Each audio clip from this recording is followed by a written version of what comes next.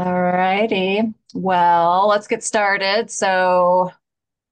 We can make the best use of our time here. I'm going to start sharing my screen, and then I may ask you to mute yourself if someone's presenting during the their talk. I think we're going to save questions until last. Um, and let me see if I can figure out my screens. Okay. Hold on one second. Okay. All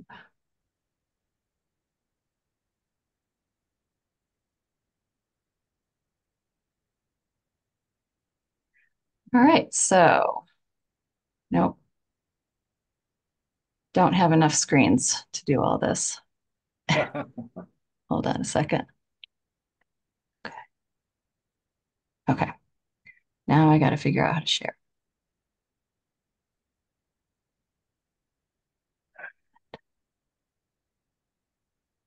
Am I sharing my screen yet? Maybe Nope. not. Okay. As the host, did you enable sharing? That's a really good question. I think I Ah, figured it out. Okay, here we go. yeah. Yeah, you got it. Okay. All right. So welcome everyone.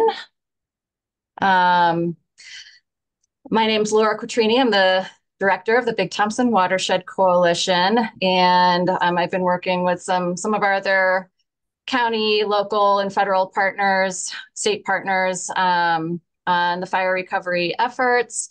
And each one of us has had several landowners reach out to us to get more information about various items regarding fire recovery and resources that are available to folks, including financial and technical resources. So we thought this might be a good way to help spread the information a little bit more efficiently.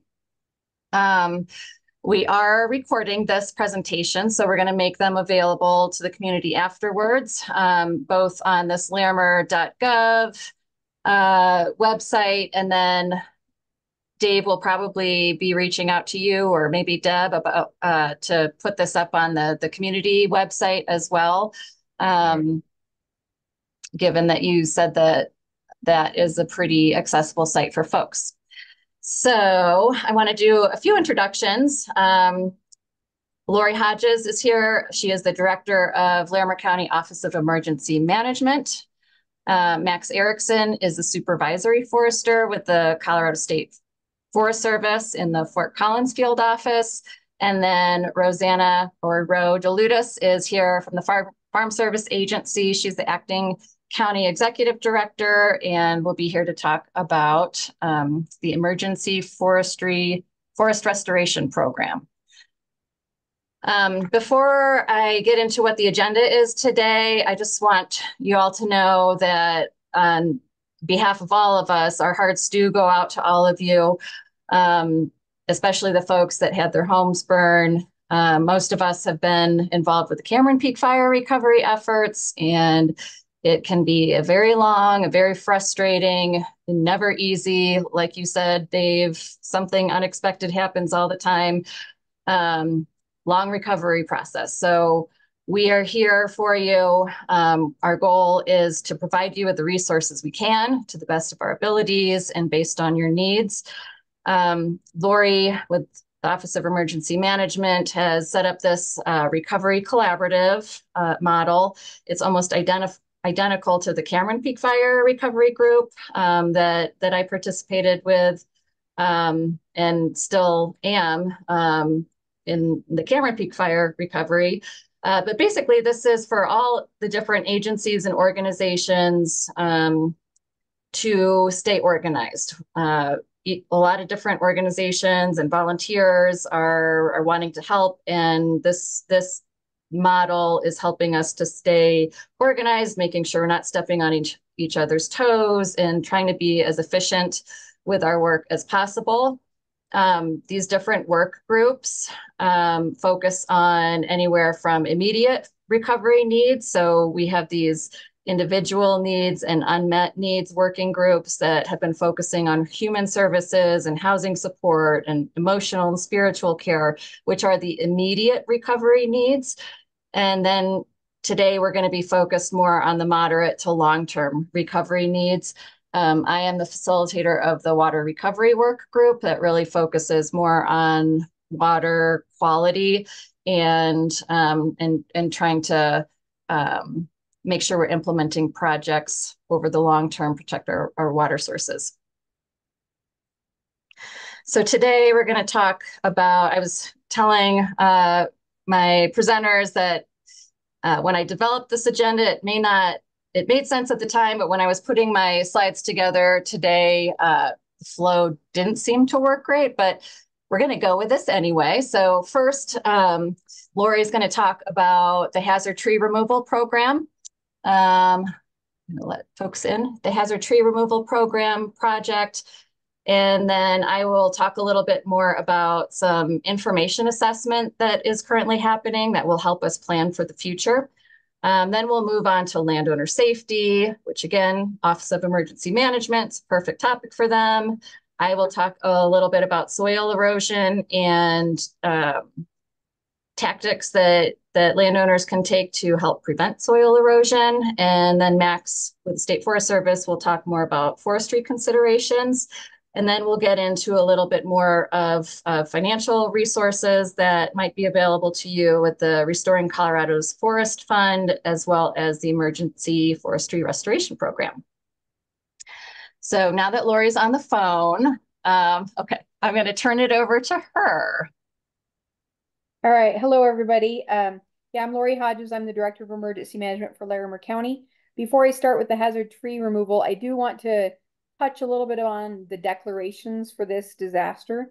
This disaster did not meet most of our federal program declaration criteria. Think of the declarations as a big pie, and we look at all the different programs and see which ones qualify.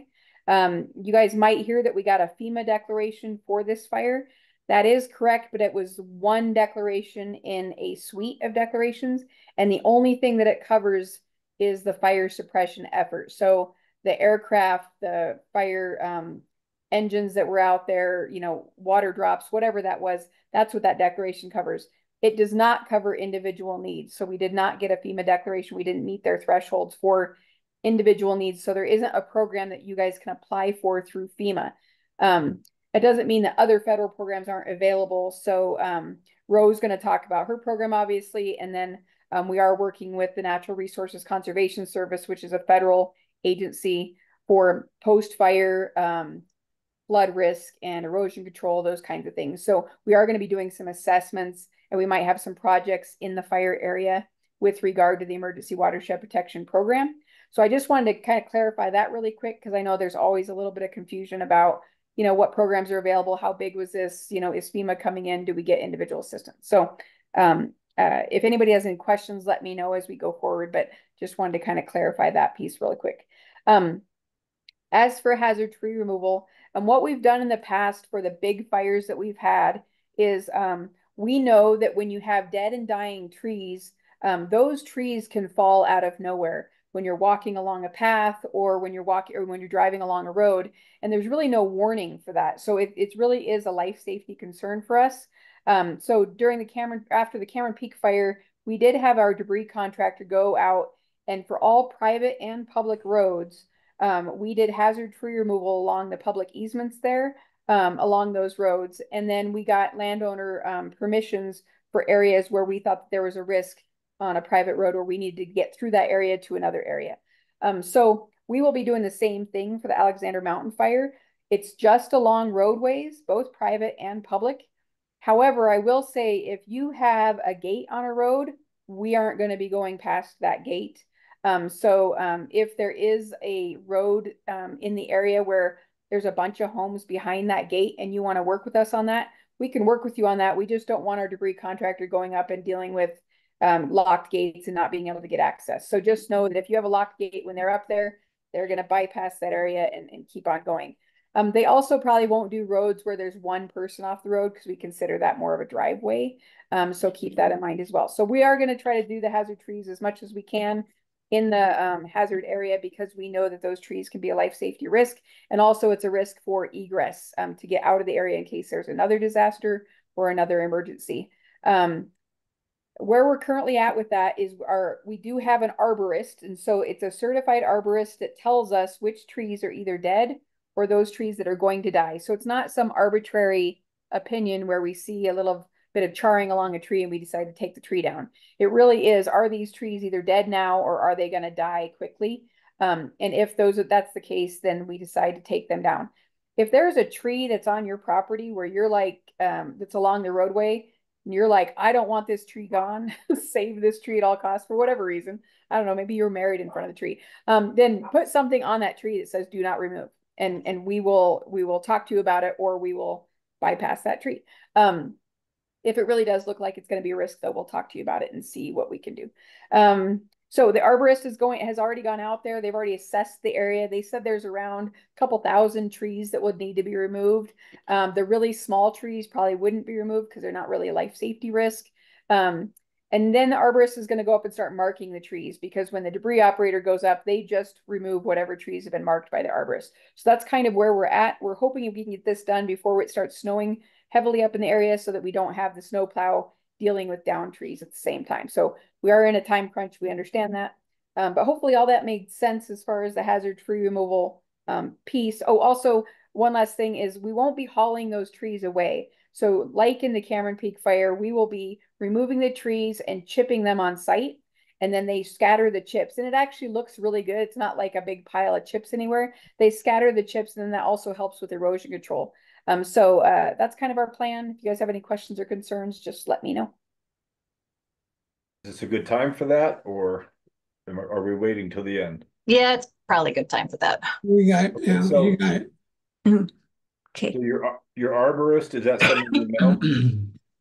I'm sorry? Your arborist, is that someone we know? Is that It isn't somebody that I know. We have a contractor that we go through and then they pick the arborist.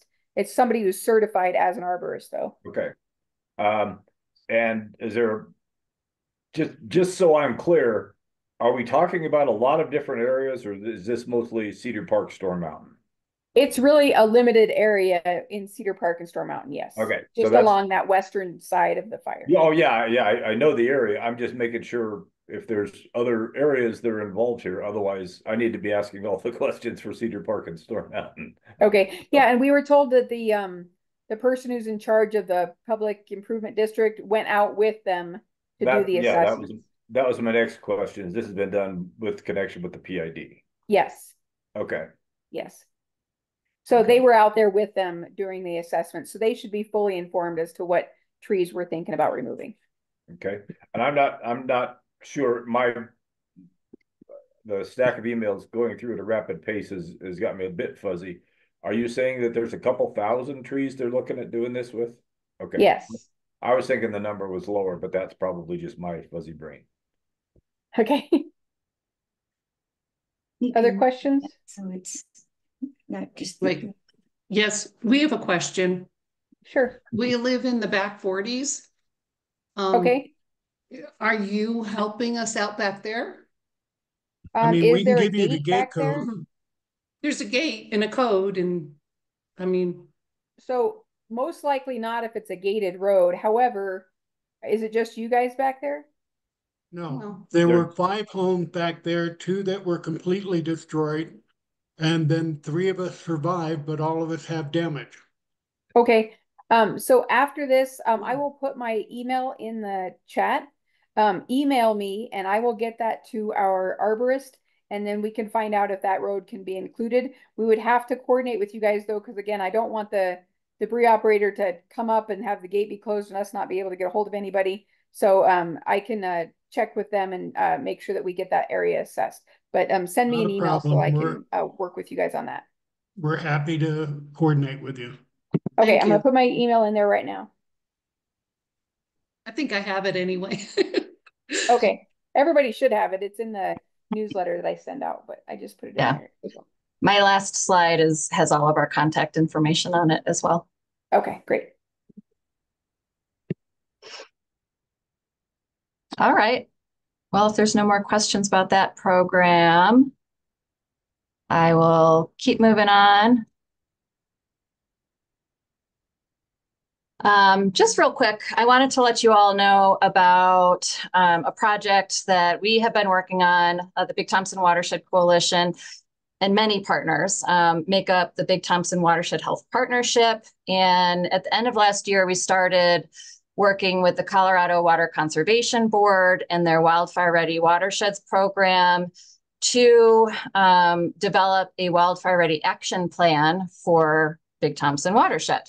And unbeknownst to us, we would be actively making the plan while a fire is actively burning. So we're in an interesting situation, but because we had started through this entire process of understanding who the stakeholders are, understanding what the values at risk in the watershed are, collecting data, we actually are a little bit ahead of the game in terms of really understanding what the fire's potential impacts are on determining the extent of changes in runoff, flood after fire, debris flows, what are the fluvial hazard zones, where we might have potential erosion problems and sedimentation problems. So again, really focusing on the protection of life, property, and water supplies. And another thing that has already happened is after every wildfire event that happens on Forest Service property, the U.S. Forest Service does a burned area emergency response assessment. And one of the outcomes of that is a burn severity map. And so this is the burn severity map from the Cameron Peak, or sorry, I'm so used to saying Cameron Peak, from the Alexander Mountain Fire that are based off of satellite imagery right after the fire. And then they go out and do some ground truthing.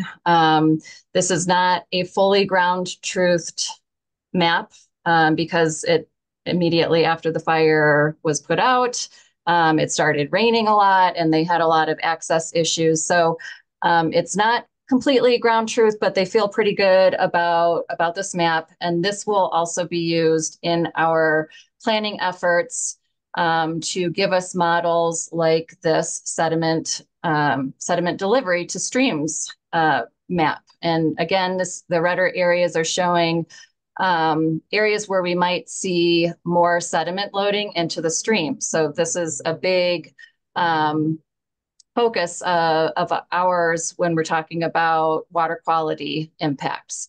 Other models that we're waiting on right now are finalizing are the hydrology and hydraulics models. We do have debris flow models. Debris flows are something that could potentially affect properties or life and infrastructure. So once we have all of those, we're going to compare that with the values at risk in the surrounding areas and downriver, and that will help us really prioritize where we might want to focus limited funding that we will hopefully be getting. Lori mentioned this Emergency Watershed Protection Program that's offered through the Natural Resource Conservation Service. The county has already, Lori, have you submitted the letter of intent to apply? No, we're in the process of doing that right now, though.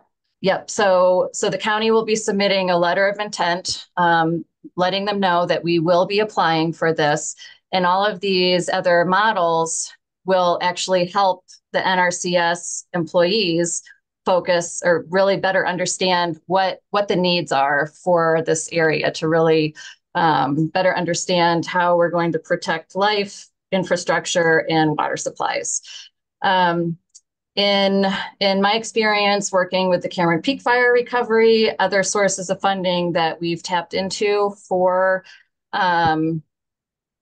landscape level water quality improvements is the Colorado Department of Public Health and Environment, as well as the U.S. Forest Service. So those are different sources of funding that we will be looking into for future work. And I will talk about a couple more sources a little bit later on once we start talking about the soil erosion issue. But let's see. I think next, Lori, you're on for landowner safety. Yeah, so hi, it's Lori again. So really quickly, we have ordered weather radios we've ordered about 100 of them. So if any of you are interested in obtaining a weather radio, we can get those out to you. The reason weather radios are so important is because of what Laura was just talking about with the erosion issues that happen after a fire and the flood concern that we have. We don't yet have really good modeling for Storm and Cedar Park to know if there's big drainages that are going to be impacted there. We're going to be getting that modeling in the next couple of weeks. However, it is good if you are working outside and you don't have access to a cell phone or a way to get alerts. A weather radio is the perfect way to do that, and we'll provide those radios to you guys for free. They could be battery operated, and that way, if you're working outside, you can have something that can get you those alerts. I do want you guys to know how important it is to take flash flood warnings seriously after a fire. I don't know if any of you guys remember the Black Hollow debris flow, but after a year after the Cameron Peak fire, there was a storm event up above Black Hollow, not where Black Hollow is, but up above it.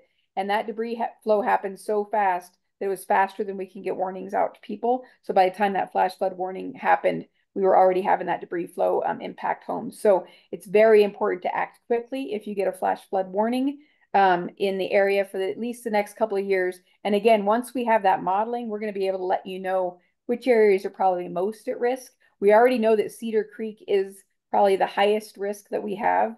And that goes into Cedar Cove when we've spoken to the people in Cedar Cove about that risk. But again, the modeling is going to give us more information about the western side of that fire as well. So keep in mind, please, the post-fire flood risk that we have. Anytime there's a rain event over the fire area, it could impact you guys.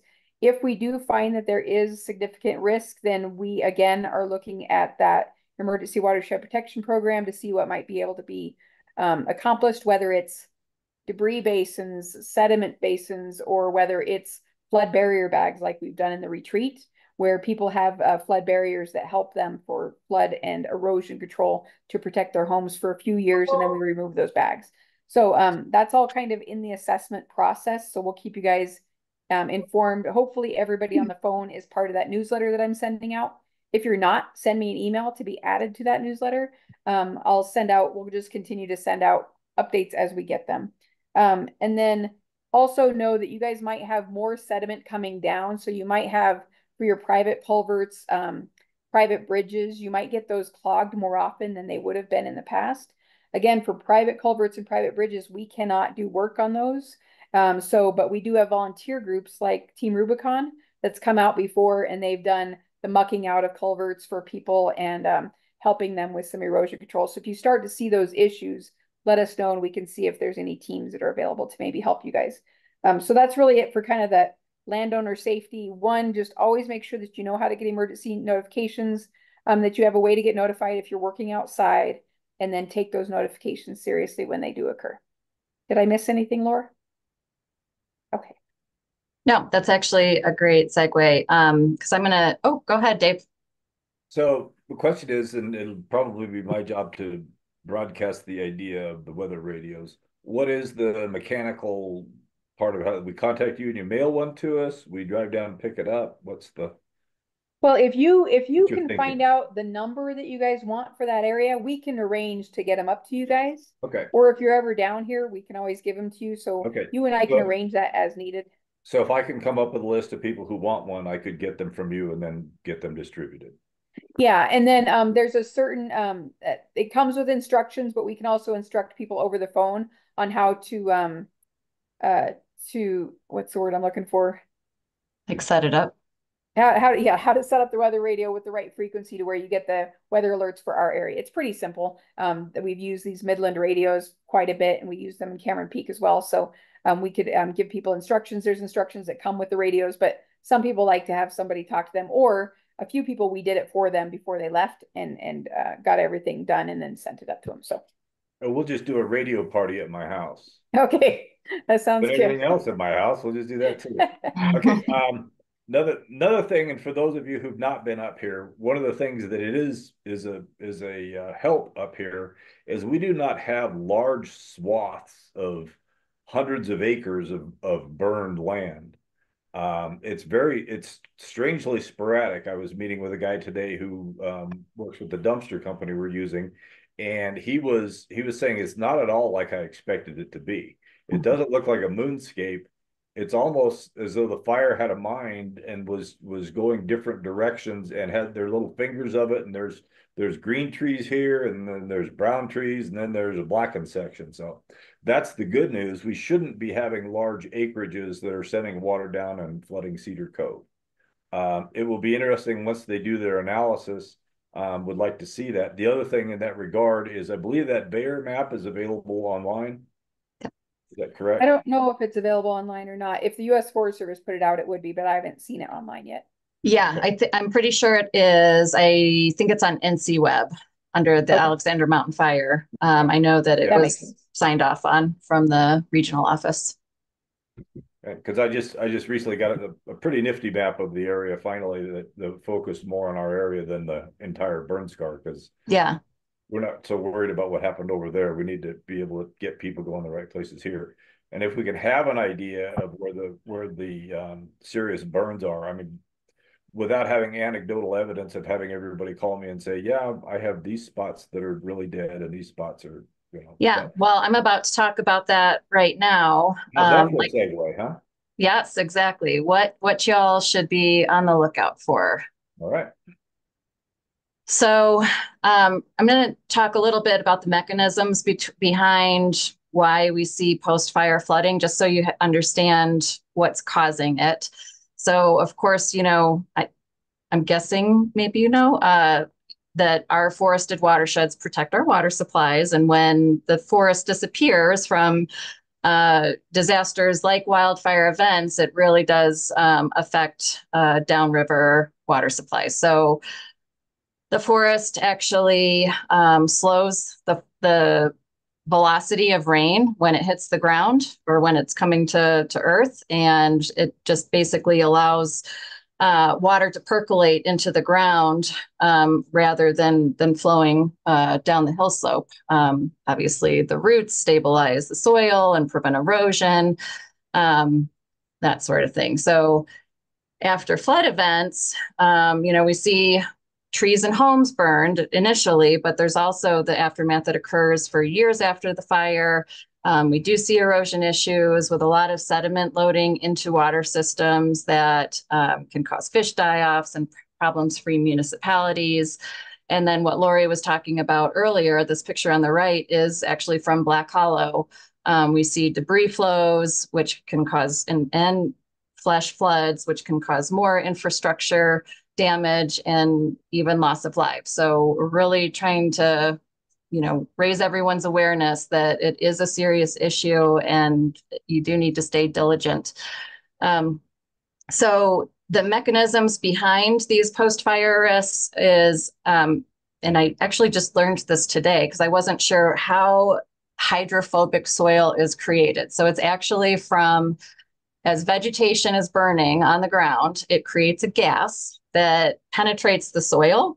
And as the soil cools, the gas condenses, and it actually forms this wax coating on top of the soil. And that wax coating actually repels water. So that is the reason this ash and the burnt topsoil ends up being on the top. But then you have this water repellent soil down below it, where when rain falls to the ground, it doesn't soak in. So what we end up seeing is the water just starts flowing like a sheet down the hill slope. So you have increased volume of water, and all of that volume gains speed, and you have increased velocity. And very little of that water is actually being absorbed by the ground. So it really is, this is what the Big Thompson Watershed Coalition has been focusing a lot on the last few years after the Cameron Peak fire is, helping landowners with ways to restore an area to better allow it to soak up the water. So how do you know if you have hydrophobic soils? Basically, all you need to do is put a drop of water on the soil and wait for a few moments to see if it gets soaked up by the water, or if the water gets soaked up by the soil. If it doesn't penetrate, then it's likely hydrophobic. Obviously, you want to treat it several times to see if it's just that one area, but the hydrophobic soil does create a layer that could be pretty large. And so if you start penetrating that top layer, breaking that repellent layer, and hopefully you'll find that the water will eventually start getting soaked up once you break up that layer. So some of the techniques that we've been utilizing, which probably is very, it's not rocket science. We do a lot of reseeding in the severely burned areas, not all of the burned areas. So I think you've all found and probably been pleasantly surprised that a lot of the landscape up there that was black just, 3 weeks ago is now green after the rain and everything that you've had up there. So that's good news. And if a site hasn't been severely burned, it likely still has a seed source in that area. So the hope is that those seeds that are in the soil will be able to sprout up in the near future or next spring. Mulching is another technique that we've been using. Installing log terraces, contour log terraces, and straw wattles, and then straw bale damp checks, which I'll talk about here. So a lot of information on here, but reseeding efforts is probably your best bet for those areas where you do have high burn severity. Like Dave said, it's good news that this fire did seem to have it, it was really sporadic in the areas that burned. So it's hopefully not so overwhelming in terms of the size that might need to be reseeded. But some things that you'll want to pay attention to are seed selection, and I have some seed sources over on the right side of this slide that you might want to take a look at. Really good to focus on native seed sources, seed sources that are good for your particular elevation and, possibly, the aspect of whatever aspect of the mountain you're on, and potentially even what kind of soils you have. You'll want to plant in late fall for spring regrowth, particularly at your elevation. And like I was talking about with the hydrophobic soils, you want to break through that layer and then broadcast the seed very thinly. The going rate is about 20 pounds of seed per acre, which can be kind of expensive. And then you might want to add mulch or wood chips to cover the seed, which will, one, help with rainfall disbursement. So if the rain starts hitting all of the seed, it's going to potentially make it wash away. And the mulch and wood chips will also hold moisture longer, which will help with seed germination. I think that's all I'm going to say about that. Another erosion control technique that we've helped with are installing straw wattles. And you want to make sure that you install perpendicular to the slope. Obviously, you want to slow the flow of the water down. And then another similar type of technique is the installation of contour log terraces. So these lines right here are representing logs that have been limbed and then placed on the hill slope to, again, slow the flow of water.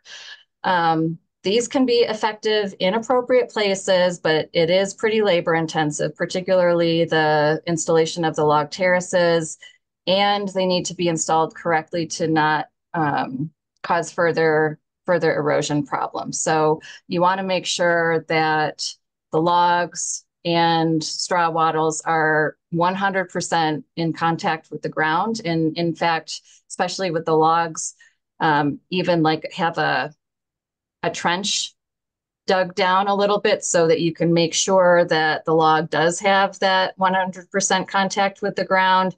And it helps with the idea that it could also roll down the ground as well. So putting them in a little bit of a trench, and then with the straw wattles, you can stake them down to make sure that they're not going to blow anywhere or flow with the flow of water. And the idea is once the water hits that, it'll slow down, the sediment will fall out of the water and potentially, allow the water time to percolate into the soil. Now, these are good erosion control techniques for the first few big rain events, but we do find that they do fill with sediment after a few rain events, and then they're not necessarily useful anymore. So, it's a case-by-case basis whether or not you should use them. But yeah, if you're concerned with a lot of soil erosion, this might be a technique that you will look at. This is one that I personally have not used, but one of our sister watersheds has the installation of these straw bale dam checks in stream systems or a low flow system. So you can see that they installed a series of these dam checks to slow the flow of water. Again, that's the name of the game for erosion control, and allowing time for the water to soak into the ground. And eventually the sediment does build up behind these straw bales and kind of prevents erosion from happening on the bottom of that stream system. And this one is interesting because they actually inoculated these straw bales with mushroom spores so that it would actually break down the straw bales at a faster pace over the years, and also ends up producing pretty rich soil from that. So these are also staked into the ground to prevent them from flowing with the flow of water. And then one technique that the Big Thompson Watershed Coalition has been using with Cameron Peak fire recovery efforts is the installation of these log structures in stream systems.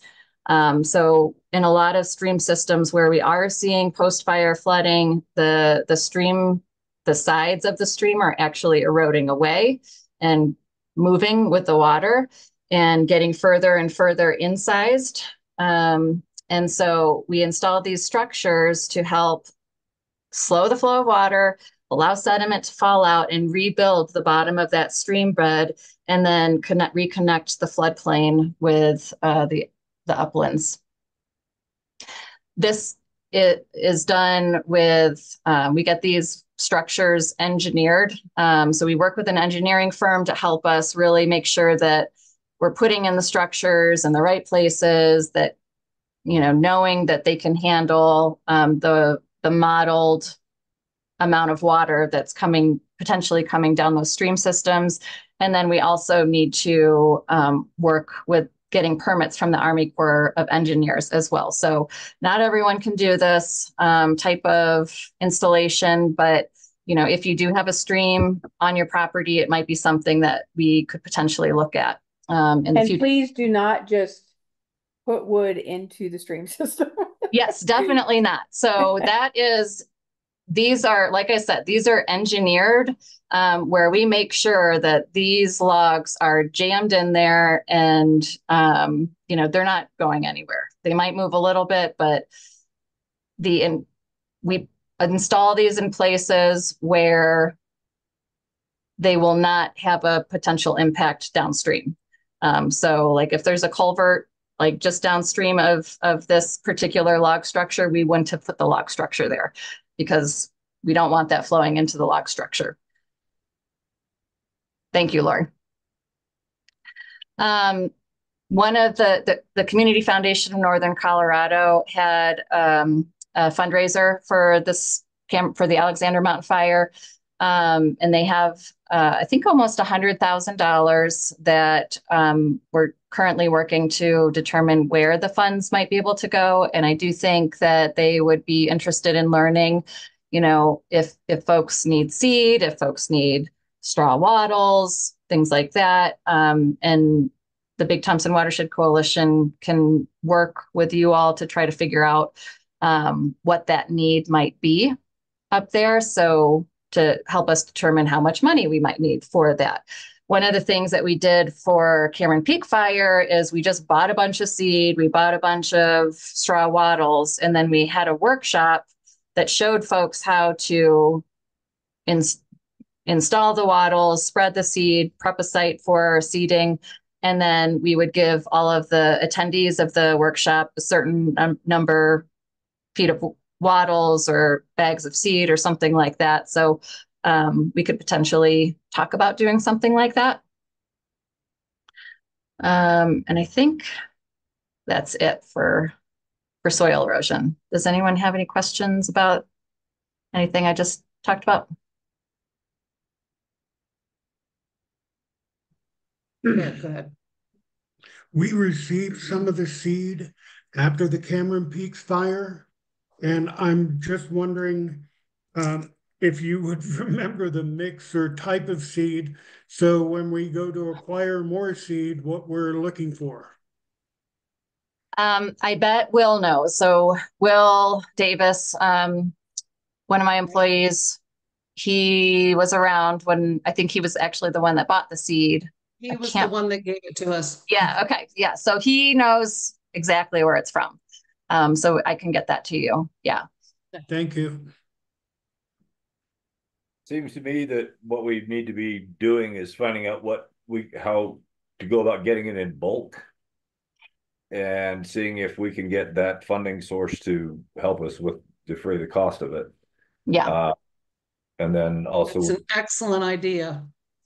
Because I mean, we might as well run it all through a funnel as opposed to having everybody run down in their pickup truck to. Oh, totally. Yep. Yeah. Especially if there's funding there. So when somebody said that you got a whole bunch of seed for Cameron Peak, what are you talking? Thousands of bags? Are you talking 20 bags? Are you talking truckloads of bulk? Does somebody remember exactly how it was done? We had a lot of, I think what we were giving out at the workshops was 5-pound bags maybe of seed.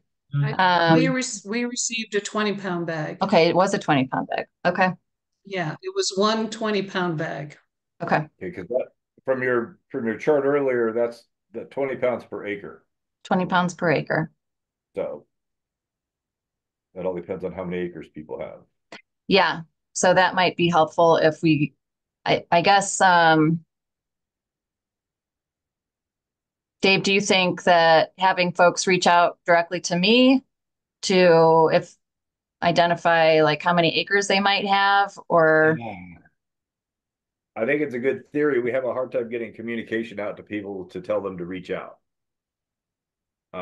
So I'm going to suggest, and because the timing on this needs to be done, fall starts what, Sunday or whatever?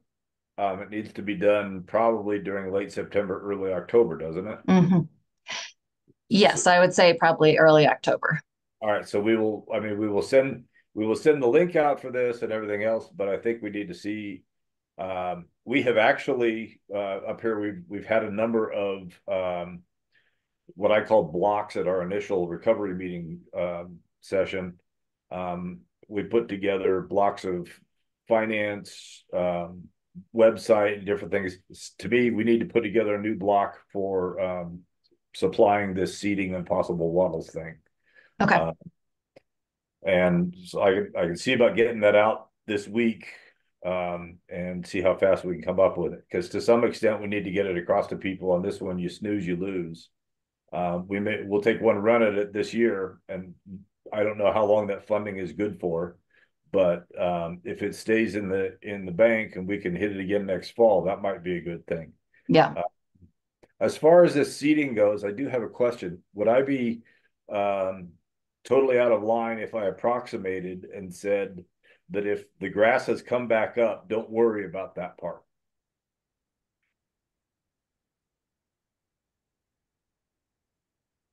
I want to say yes, because obviously, like because something is growing there, you know that the soil can hold. It shows it didn't kill the soil. Exactly. But if it's black and it burned the roots out underneath, it probably killed the seed. It doesn't mean that there's not a risk, though, of erosion and sediment coming down. That's still a problem.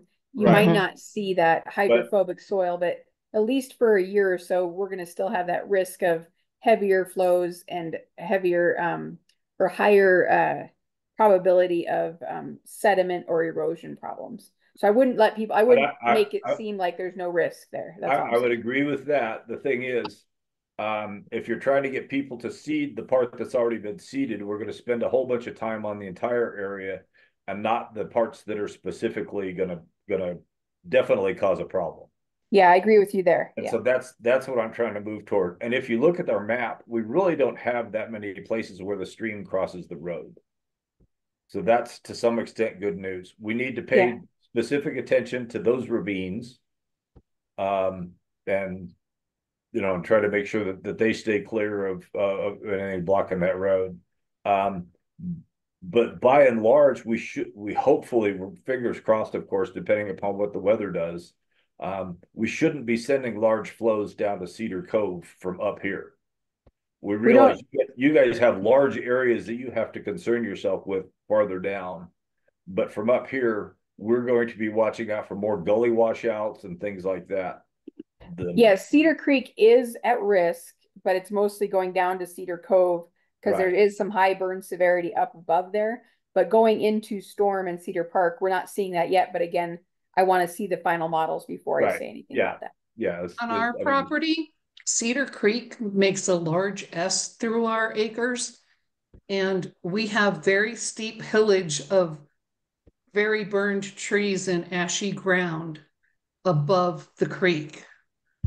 That concerns me. Yeah, so again, as soon as we get the better models or the final models, I'll say, with the hydrology and hydraulics piece, we will send information out to folks about what we think the highest hazard areas are in the area. But we're worried about Cedar Creek mostly because 80% of the fire drains into Cedar Creek. So that high severity burn scar that we do have on the fire, it's not all of the fire, but the parts of it that are there drain into Cedar Creek. So if we do have a huge flow or a heavy rain event, we could see some high flows in Cedar Cove. And I don't know if you guys have been there, but there's one private bridge that doesn't have a lot of capacity right there. And so that's why we're kind of looking at that as a project area, maybe for emergency watershed protection.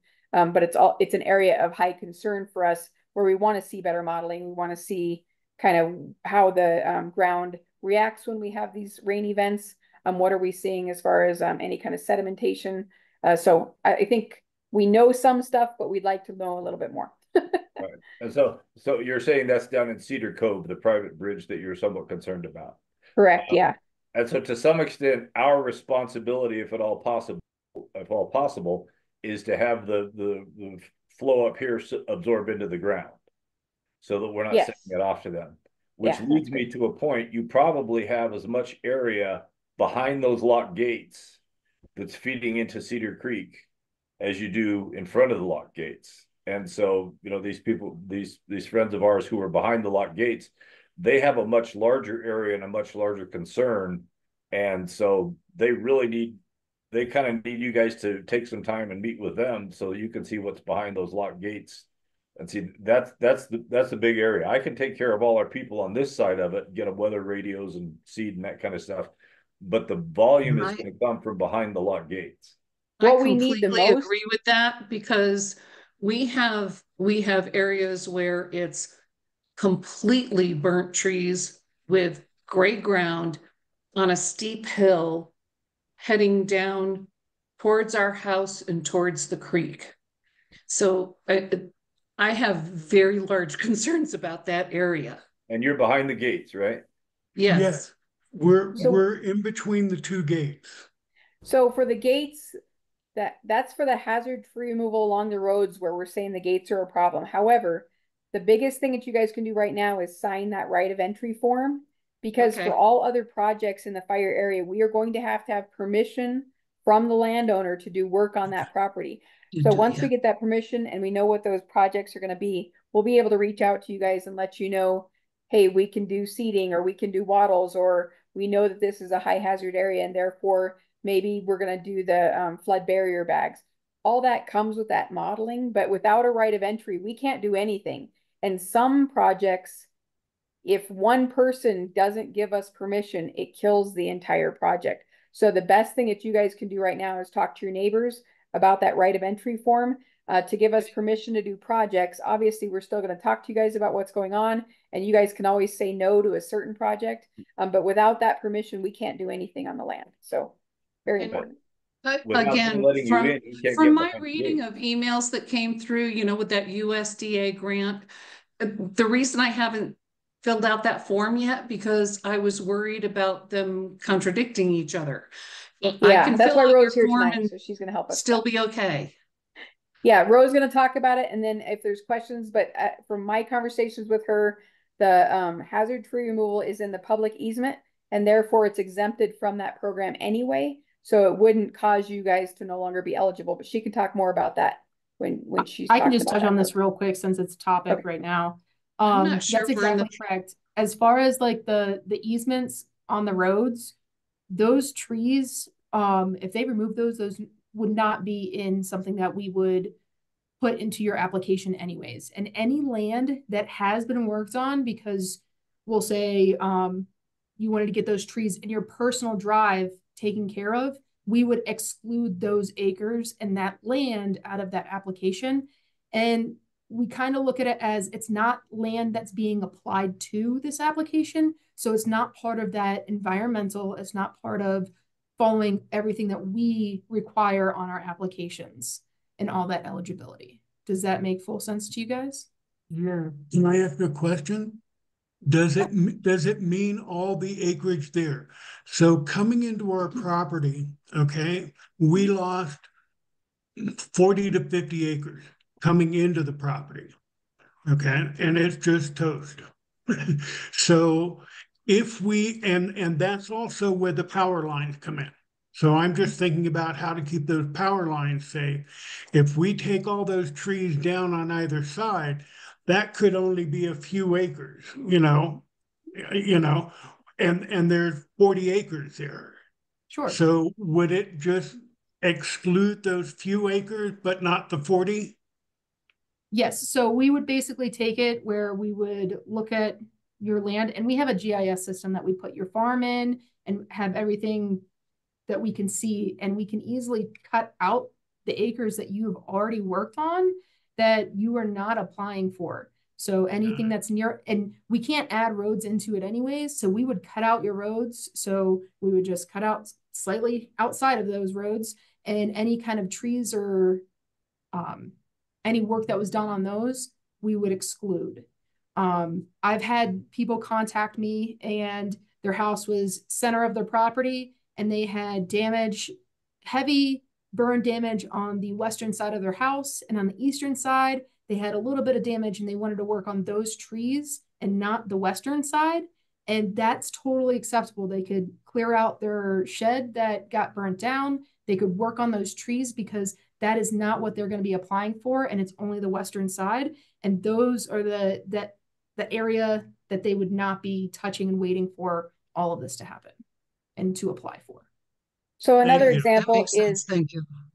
we had some people who were concerned about having the Southern Baptists come and clean up their property because they were afraid that they would no longer be eligible for this program. So so that's another example where that property itself that's already been cleaned up wouldn't be part of the acreage, but it doesn't mean that the rest of the acreage that hasn't been touched would be ineligible. Hopefully that makes sense to you guys. And Hey, that's Lori, just out of curiosity, have the Southern Baptists started doing any of that stuff yet? Yeah, they were already up in the area doing Yeah. cleanup. I don't know if they're still up there or not, but I know that they were doing cleanup. They're eating at my dining room table right now, so that's them. Yeah, There you they're go. still up here. They will be hopefully finishing this week. They have all the properties. They will have worked on about 25 properties by the time they get done. And they have all the ones listed that they're going to be able to get to while they're here. They were hoping to be done in 3 weeks, and instead they're going 4. And they're still hoping to get done this week, but they're having difficulties with getting enough roll-off dumpsters up here. So Have you guys posted that list of the properties that they got to? we're not posting that publicly. Well, I guess to That's the group of that's between the individual property owner and the CBDR. so they've been contacting people when they're going on their property. Is that how they're doing it? Actually, the people approached the CBDR and asked the CBDR to come on their property. Yeah, we did that, but this is a cabin, so we don't live up there Right. year round, so we don't know if they've been on there or not. So If they would typically reach back out to you. The problem was we ended up with there seems to be more houses than were given than it was assumed. So they kind of had to focus on houses more than cabins and things like that because they don't have the resources to do them all. And many Mike, of them with the landscape have been a lot more difficult than it was expected. So hey, Mike, if you want to send me an email, I can forward it to Dennis with Southern Baptist Disaster Relief, and then he can let you know if you guys are on a list for anything or if they're planning on anything for that. Lori, they did contact me. They're having trouble getting access on our property. So we're trying to see if we can go through his property. Okay. And I just didn't contact my brother about that. But Mike, there's not a lot of sense in sending it through Lori. Dennis is upstairs. I can ask him. All right. okay, yeah. Myself and my sister, who I think is labeled iPhone in this call, we've been helping my parents. So we're not technically the owners of the property, but What's the address? No. Well, it sounds like your sister said you guys are in contact with them though, working on access. Yeah, we are in contact. I've talked to Judy, and I guess their problem is just trying to get access to our property because our road is pretty treacherous up there. Yeah. So we're hoping to get through our neighbors somehow. Otherwise, they can't get a roll off up there, and they just have to put stuff in piles. Yeah. That's your what neighbor's initial, the EH. It's Ed is our neighbor. Yeah, Ed Bangs. EH, yeah, they've got that worked out.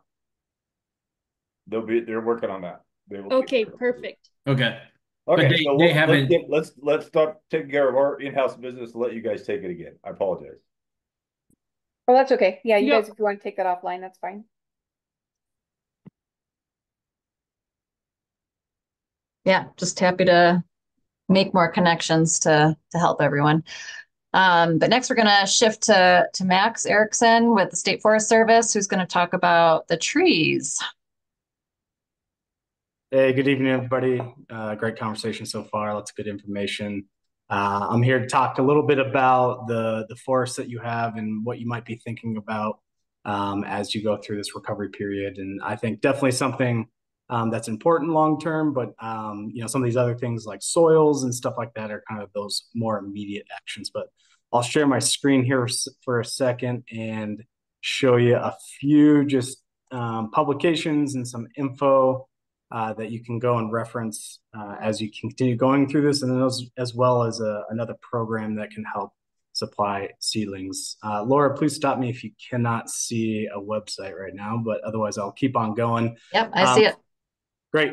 So first, I just want to point everybody to the Colorado State Forest Service website. Specifically, we have a publications webpage that has a ton of resources and information. Specifically, there is a post-fire section, which has a lot of really good resources, some of which I'm going to go over a little bit today. I'm not going to go super in depth because we don't have a ton of time, but these are some of these things that you can be thinking about as you are kind of considering reforesting your home or your property, depending upon what those needs are. So the first big one is this replanting and burn areas fact sheet. This is just a lot of really good information about how to think about when you should be replanting, things to think about there. First thing I will mention, and it's the first thing on this page, is the safety considerations. We've talked about this already in this webinar tonight, but I think especially as you're starting to think about where those trees might be around your property, around the roads, around your home, power lines, or maybe some other values you have on your property. Those are definitely places you want to probably focus on first if you are removing those hazard trees, and definitely just obviously keep an eye out for wind and any sort of weather that might be coming in that day, and wearing the proper PPE that is out there. If you are going to be working around your home and doing this sort of thing, I would definitely recommend working with a forestry contractor. If you're not going to do it yourself, we do have a resource here that lists local forestry contractors kind of within our Fort Collins field office area, which is the Larimer County area. If you're working closer to your house, like Lori mentioned earlier, I would definitely recommend working with a ISA certified arborist. ISA certified arborists have, those folks have the experience and the training and education to work around, high value things like your home. Another really good resource that I'll point out as well is the city of Fort Collins maintains a local list of licensed arborists that work within their city. Just another really good list to kind of peruse through should you be reaching out to folks and working with them. So you started looking at your property, you've taken care of some of those trees that may have been a hazard. The next thing you want to do is kind of assess what that tree damage is. And we know in this particular fire, that it was a mixed severity fire, right? And so there may be some acres that it burned pretty low. There might be other acres that burned at a much higher severity. And so, depending upon those different conditions, you're definitely going to have different sort of recommendations in terms of what you might be replanting there. But when you're looking at individual trees, three things to think about are the crown, the trunk, and the roots. Very broadly speaking, if you're looking at the crown and more than like 75% of it is brown or scorched, it's probably not going to survive long term.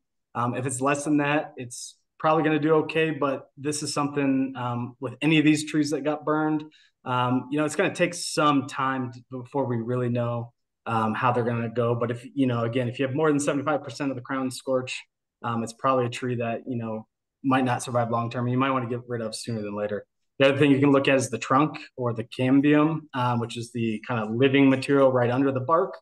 You can see in this picture here in the middle how it's got a little bit of wetness to it. If it's dry or it's gray, stuff like that, that probably means that those inner materials that like transport water and nutrients up and down the tree got pretty significantly damaged. If it's more than 50% the circumference of the tree, that's also probably a situation where those trees aren't likely to survive long term and might be one you want to look at removing.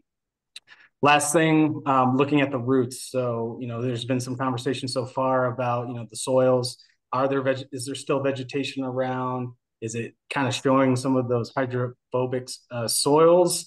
Those might be areas where, there might be extensive root damage to those trees, which could be problematic long term. Slow moving fires that sit around and are burning for a long time. You might see higher depth of where that heat went in. Faster moving fires, it might not. It might just burn some of that vegetation and move on. But another thing to consider there. So once you've kind of looked at your property and you're looking at all the trees and what the extent of damage might be, and what you might want to do, you really want to think about what are your goals for your property in terms of reforesting them, or maybe you have some natural regeneration coming up. So definitely something to think about. If you're seeing large portions of your property that aren't showing any signs of natural regeneration coming up, or there's just extreme fire behavior through there, so we want to reforest that. Definitely something to start thinking about, how do you do that and replanting that. I will say, if you're going towards replanting, obvious things to think about and avoid are, planting too close to your home, or too close to, with areas around your home, areas under power lines, along roads. I would certainly think about, what that might look like long term, but those are areas I would watch out for. And also just the amount you might be replanting out there. The first thing that you're going to think about is establishment, right, of that forest. And so you're trying to put the appropriate tree species out there, as well as the appropriate stocking or the amount of trees. And typically we say anywhere from 150 seedling trees. So those are small, 8-inch trees per acre, up to anywhere so around 300. And what that looks like generally is a 15 by 15 foot spacing on the acre. And so definitely a lot of things to be considering, but I really think it's important to think about what are your long-term goals for your property, and making sure that you're going to meet those. You're not going to be setting up the future forest and your future property for more fuels problems in the future. But we also want to make sure that we can return the forest that, can be there and will be there moving forward. Once you get out there and you're starting to replant some of these, a couple of things to think about are when to plant. So fall and spring are great times to plant trees. Right now, because this fire is so new and some of these soil erosion considerations are probably higher on the needs list, I would focus your efforts on those. I would recommend focusing your efforts on those, because you would hate to put a bunch of trees in the ground just to have them erode away at a future time. So thinking about next spring, managing those soils so that they are going to be stable long term is a good thing. And maybe even thinking about next fall. This is going to be something that's a little bit longer term and sustained over time. The other thing about it is, when you do go out there and you start planting trees, of course you want green side up. That's the basic thing. But you also want to look for things like shade objects that are out there. So those might be old stumps, rocks, other things that are just providing some sort of relief from the sun and the weather that comes in. These trees are small. They're not as hardy as a tree who's naturally regenerated out there. And they do take a little bit of time. So planting next to those shade objects is really key, to just give them a little bit of relief from the sun and the wind long term. And then, of course, once you start planting, a really good thing to do, if there is vegetation coming up, you want to make sure you remove some of that, about 12 inches to 18 inches in kind of circumference around the tree. That's to prevent any of the other vegetation that's coming up, like grasses, forbs, and shrubs, from outcompeting it and kind of taking some of those other resources that it might need itself, like sunlight, water, and food. Most of the time, these trees will do decent in our weather here with the appropriate amount of precipitation, but I would definitely recommend monitoring that over time. If we're getting into those drought periods, that might be a time that you might need to go out there and water some of these seedlings, 1 to 2 gallons per tree, every couple of weeks. If we're getting good rain events, and God forbid no erosion from that, these trees should be doing well long term. Couple other things to think about with just tree planting is weed control. Weeds will come back in, especially if you kind of clear the soil right around there. And also just any sort of herbivory from rodents or other sorts of large animals like elk and deer. You can buy tubes and some other sorts of things to protect those trees, and certainly something to think about, especially in those kind of younger years. Once those trees get a little bit above head height, above 6 feet, that's when they start being a little bit more resilient to some of that herbivory. that's a lot of what I wanted to talk about. Just things to think about with your forest and what you might be doing. Again, make sure you're safe. You're taking care of those hazard trees first, especially if you intend on getting out and planting later. You don't want those coming down while you're out there. You can assess your tree damage by looking at your roots, your trunk, and your crown. And then think about what you want that property to look like in the future, and working with, foresters and other folks like us to help you through that. But making sure that you're not planting in areas that maybe you don't want trees there in the future, like around your house. And then when you get out there, just make sure you're, thinking about a few of these, recommendations to make sure those trees survive. I will say, just kind of in closing on this section, that, we generally see some trees not survive, year over year. And it really depends upon site and a lot of, variables that exist out there. But I would anticipate, at least some of those trees that you do plant to not survive. And so think about tree planting maybe as a, 1 to 2 to 3 year exercise where you're really making sure and doing like an annual assessment of what those trees are and how they're surviving, and what might you need to plant more of in the future, to make sure that you reforest and kind of protect those values that you have there. I have all these links in a document. I'll put them here in the chat, and Laura, I can also send these to you if you want to distribute these out, but I wanted to make sure folks were aware of that. I'll pause there before moving to the next section if anybody has any questions about some of the forest stuff. So yeah, if you could bundle all those documents and save me having to chase them out, I'll work at getting them out. Yep. Now we're going to do some math and we're going to talk reality. How many trees are you saying to put in per acre?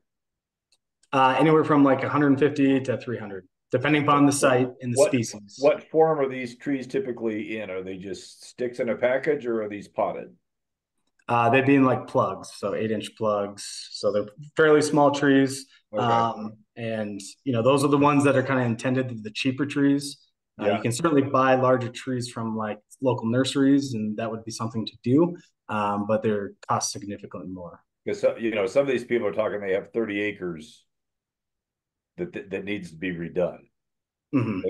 That's going to be quite the thing. And so the difficulty then is, and I know you're not up here in our world, so but 2 gallons per tree every now and then is a lot of water up here.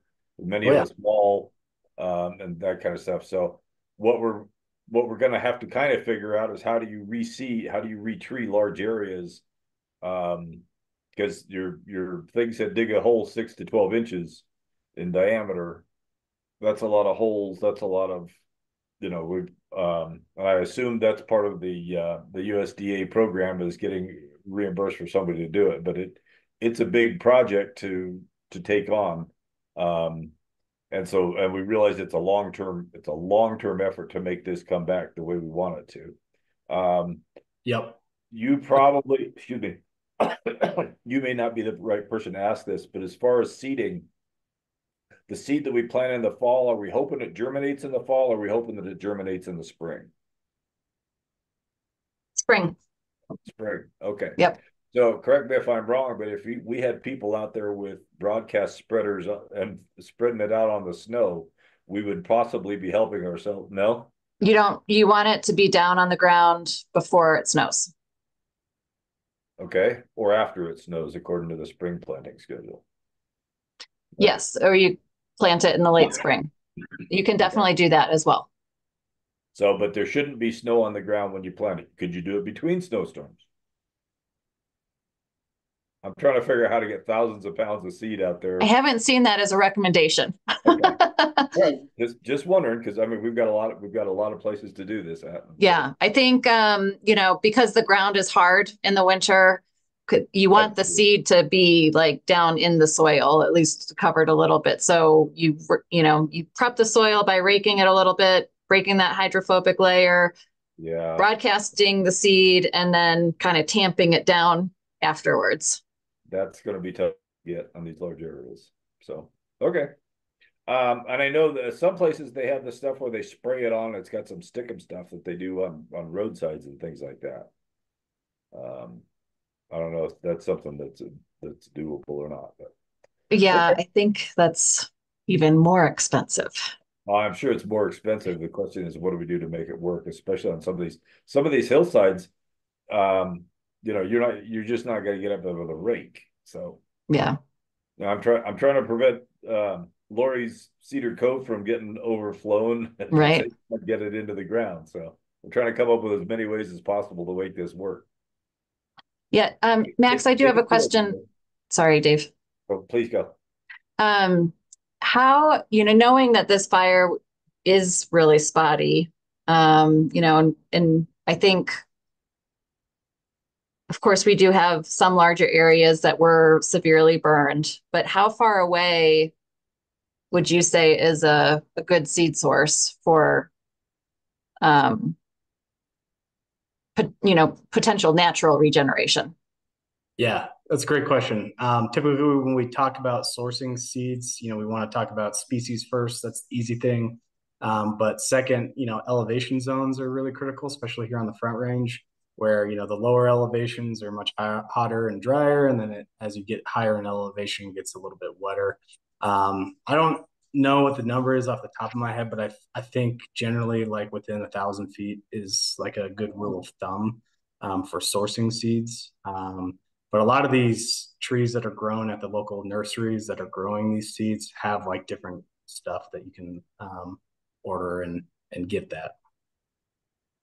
Yeah, I was just thinking like, if you have a smaller area that you are interested in reforesting, but they're live trees like 1,000 feet away, do you even bother replanting trees, or can you assume that natural regeneration will happen?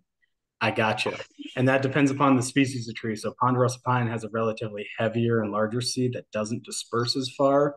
Douglas fir and some of those others are a little bit smaller and lighter, so they will travel. I think some numbers we talk about is somewhere between 100 and 200 feet is about the max distance from like if you had a high severe area, but there's some live tree edge of mature trees within a couple 100 feet. Eventually those will start, reseeding into those areas. Do we bury pine cones? Probably not. When those seeds come out, they come out of the cone themselves, and then they get into the ground and germinate. So burying the pine cone probably isn't going to work. And a lot of times with direct seeding, so putting the seed of the tree in the ground hasn't been really successful, at least especially in a lot of conversations I've been in recently with some U.S. Forest Service partners. It's probably not worth the effort. Seedling trees, those 8-inch small trees, are your best bet. Okay. Yeah, our house is 6,800 feet, and so that's kind of a average around here. Yep. And David, to your comment earlier, I mean, I think definitely you're going to have to think about prioritizing, areas and chunking it up over time. It is a lot. It's a big project of sorts, and with lots of different things from mulching to wattles to thinking about the trees, let alone some of the debris recovery. It is a big project, and so thinking about what are those areas we want to get in first and can have success, especially when it comes to planting trees, because it can be a lot of effort, and you want to make sure that you're, tackling those areas that you think will be successful long term and hopefully spread, that forest longer term.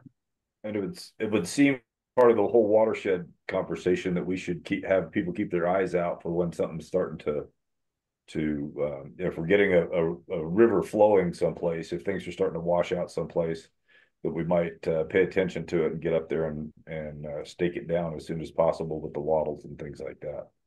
Because the more eyes we have looking at it, the better off we're going to be able to react. I think that the modeling that we're going to be getting in the next few weeks is really going to help us. So okay. I would hold off on those priorities until we get that modeling. And then also, once we have that letter of intent in with the Emergency Watershed Protection Program with Natural Resources Conservation Service, they're going to send people out there to the fire area to look at the high hazard areas. And they're going to work with us on, their engineers. They're going to say, this is what would be best in this area. This treatment would be best over here. once we know that, if it's not going to be a project through NRCS, we can let you guys know in this area, this is the treatment that's probably recommended. Laura's group will know about that stuff too. So I think a lot of information is coming that's going to help you guys make those priorities. So I wouldn't go out there and do a bunch of stuff until we kind of know better what the risk area is. Okay. And I think we need to set up something for the people, the back 40s behind the gates, and get them all so that we're communicating specifically with them, because their needs are and ours are to some extent different, but we need to have them so they have good contact with you guys so that they can get the help they need better. I'd be happy if you would connect with me. I'm the vice president of our association back there, so okay. I'm more than happy to coordinate with you. Have you seen my email address? Your name looks familiar, so it's probably on one of the emails. Okay, yeah. Connect with me and we'll see about putting together a working group for you guys back there. That will simplify you guys' job a lot, Lori. Yeah, and make sure that you're on that contact list for the newsletter that we send out as well, because that has a bunch of information in it. Yeah, we're on that. Okay. Thank you. Max, did you have something else you wanted to? Yeah, just real briefly, and then I'll hand it over to you, Ro. Just wanted to share about the Restoring Colorado Forest Fund. So give the moment. So you should see the website again of our seedling tree nursery. On that website right now, there is this Restoring Colorado's Forest Fund application. If you click that link, it brings up this PDF. This is a grant that is available to folks who were impacted by some sort of forest disturbance, including wildfires, to get seedling trees paid for. And so, again, once you're at this point, you'd be working with one of our foresters to make sure that we're putting the right trees in the ground and the right number of them. But this can pay for that. Just to note, like, it is currently open and it's closing here in 2 weeks, September 30th. But it will be back again the next year, which you all would still be eligible for. If you do get awarded, you would be picking up those seedling trees in the spring, and you would hear about that from us. And the last thing I would just mention right now is that we have a minimum of 210 trees for an application, and they come in multiples of 30. Of course, we're going to be recommending some combination of local Colorado tree species that match the site conditions out there. So just resources out there for you all to think about moving forward, especially to help support, acquiring those seedling trees. So with that, I will make sure that we get all the links provided to you that I went over today, and I will pass it over to you, Ro. So for that application, let me we basically have a week and a half to submit that application, correct? For this year's request, but it'll be back next year. So I understand next year, but so we need to get people hopping on this. So you say a minimum of 210 seedlings. Yep. And what is the price on those? Those would be paid for by this program. Those would be free. Okay. Yep. So that's anything free moves faster. So I can we can get that information out quick if it's free. Okay. Yep. That's what I wanted to know. So all right. Yep. Okay. So I'm Ro or Rosanna DeLutis from Farm Service Agency. I'm going to go over our emergency forest restoration program. I'm going to pull up and share my screen so you can see. Let me know when you guys can see that. Can you see my screen? Yes, we can. Okay, perfect. Thank you.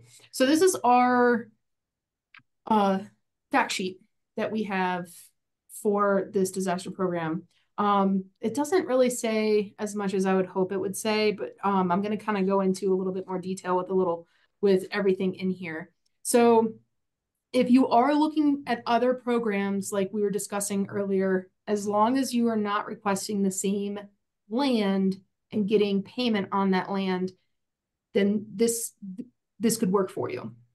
If you do sign up for those seedling trees, that cannot be something that you're working with Colorado State Forest services and this, even though it would pair nicely together. We don't play nicely, I guess, that you can say, with other programs. The way that we look at it is you accept our program or you accept somebody else's. It cannot be paired up with somebody else.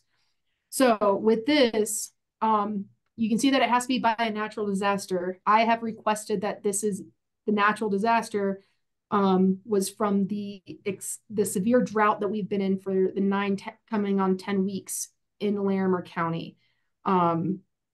And the fact that we had blowdown from heavy winds prior to that I've already requested for Larimer County and also Boulder and Jefferson counties. So to apply, you would be coming into the FSA office. You'd be talking to myself or one of the program analysts that are here. We would have to build your farm. To be able to build your farm, we need to show the fact that you had ownership of that land, whether that's leased or that you owned it at the time of the disaster. So we take recorded deeds, signed leases, or you can go into assessors and print out the fact that it was owned by you at this point in time and still is owned by you. The way it works is that when you come in, after we get your farm built, we would also then give you information so we can get you into our system.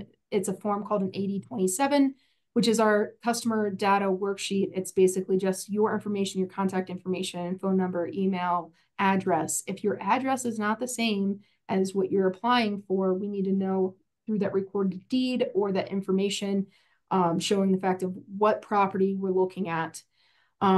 We do need to show that there's some kind of connection to that, like I said, with the leases or the deeds. We will then look into getting in highly erodible land form, which is the 80-1026. And this is just showing the fact that we are following highly erodible land procedures. Because we do NEPA, National Environmental Protection Act, that is through, we do an environmental on this land. So it's part of the whole process.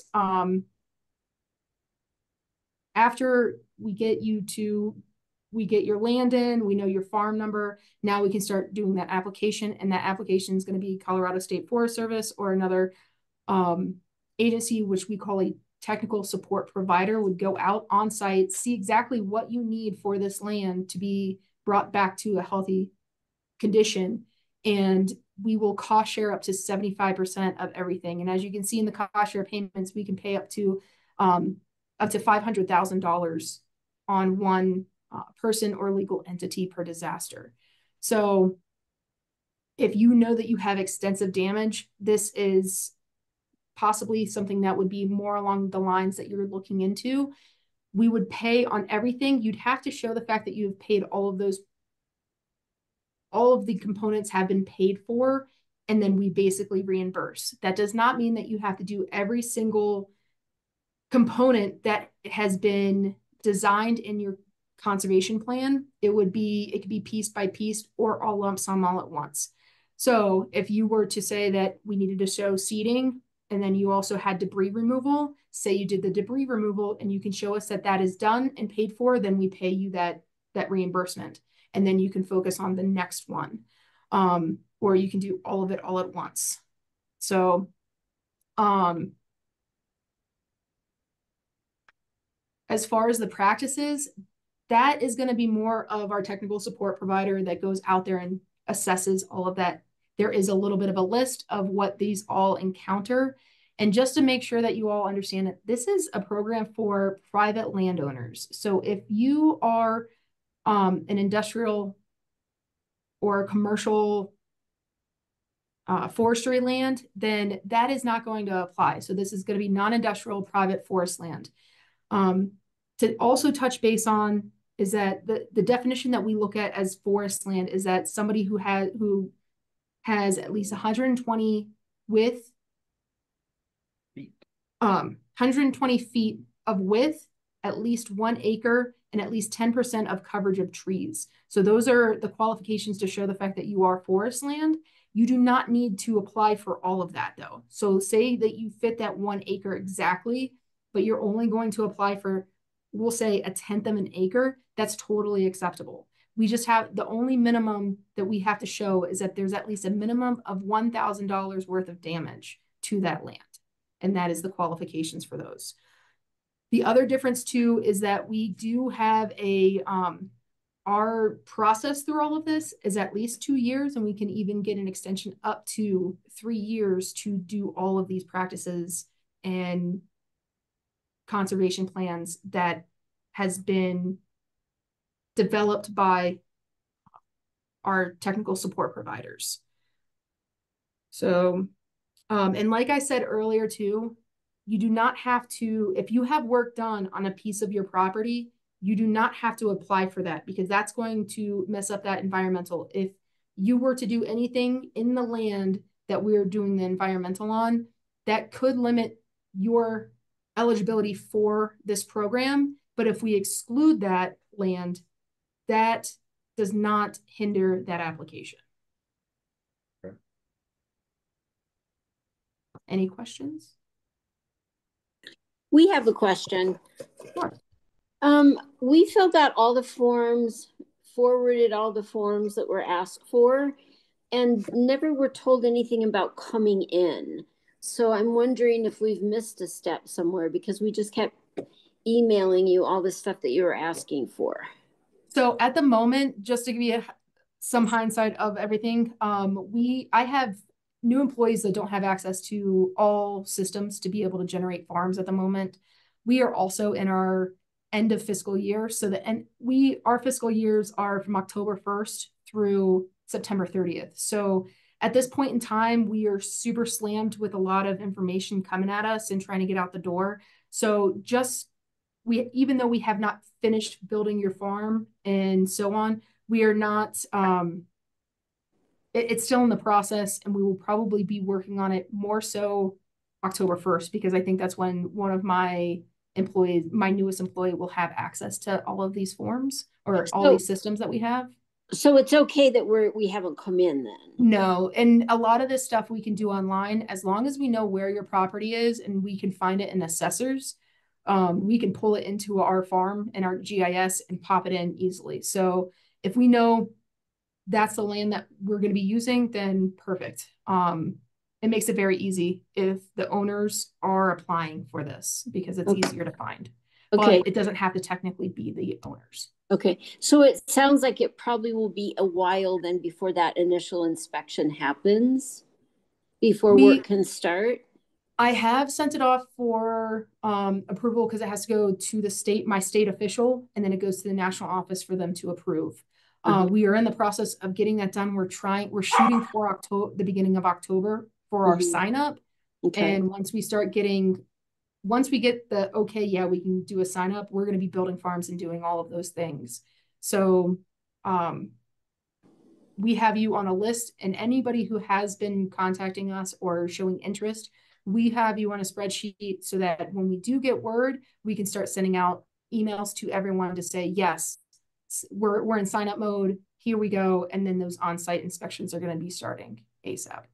Okay. And do we get notified when that happens? Yes, we will definitely be reaching out to you guys to let you know sign up has started, and it should be, I requested a 60-day sign up. So hopefully we can get beginning of October. If it doesn't start on October 1st, like we requested, and it starts October 15th, that's 60 days after the 15th. Okay. So it's not, it won't end just because of a certain date. So that's a 60-day sign up window. Yes. So you have to sign up, but the thing is just because you have to just initially come in, you don't have to have all the process and everything done in that time frame. Right. But it's not 60 days after the event. It's a 60-day sign up window. Correct. Yes. Okay. So everybody who's already on our list, we're going to be reaching out to you and saying, hey, we're ready to roll. Let's move this forward. And you're already on the sign up. And we just start at least getting some kind of signature on the request. So I'm sorry it seems a little convoluted to me. So you just again said come in. So there will be a point that we do have to actually come physically into the office? So not necessarily. We can do a lot of things online. So that's just I guess my source of talk. But we can do things via email. We have a way, what we call we use OneSpan. It's like a DocuSign, and it's the only thing that we can use as an electronic signature. So if you're not able to scan, like print off, sign, and scan it back in to send it to us, we can send it to you that way. And it's just like DocuSign. Yeah, we've done all that. So Perfect. Okay. Thank you. Yes, you're welcome. Any other questions? I believe, Ro, you've had a lot of conversation with my wife on this subject. I will have her watch this section because we're not worrying my pretty little head about this one because she's so far ahead of me on it that I know better than to ask questions. So she will be watching this and then be in touch with you. Okay, awesome. Sounds great. She is. Thank you all. Fantastic. Thanks so much, Max and Ro.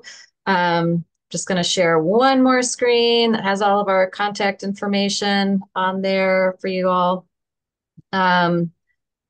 Dave, I'll probably be in touch, and Bauer Carpenters be in touch about, potentially getting interested landowners. Right. Talk about purchasing seed. Yeah. And trying to coordinate those efforts. Other than that, does anyone have any last minute questions for any of the presenters? Laura, I think you have my shared inbox as the email address for that for Lori. I don't know how I just page.